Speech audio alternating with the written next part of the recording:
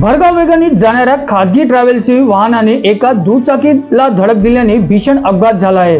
या अपघातात दुचाकीवरील महिला जागेत ठार झाली तर तिच्या पतीला गंभीर जखमी झाले आहे। सोमवारी सायंकाळी 4च्या सुमारास विरार मनवेलपाडा येथील ही अपघात घडला। सचिन तांबे आणि राजश्री तांबे हे दोन्ही दाम्पत्याचे असे नाव आहे। विरार पूर्व मनवेलपाडा येथील मधील चेतन अपार्टमेंटमध्ये राहतात। यांना 2 मुली आहेत। सोमवारी दुपारी 4च्या सुमारास पती पत्नी शाळेत जाण्यासाठी आपल्या दुचाकीवरून निघाले होते।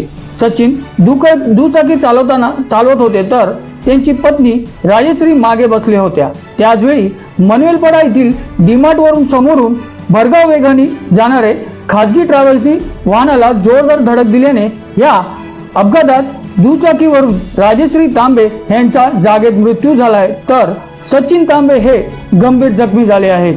त्यावरील खासगी रुग्णालयात उपचार सुरू आहे। विरार पोलिसांनी आरोपी वाहन चालकाला ताब्यात घेतले आहे आणि पुढची कारवाई सुरू आहे अशी माहिती विरार पोलिसांनी दिली आहे। Bureau report, news junction TV, Virar.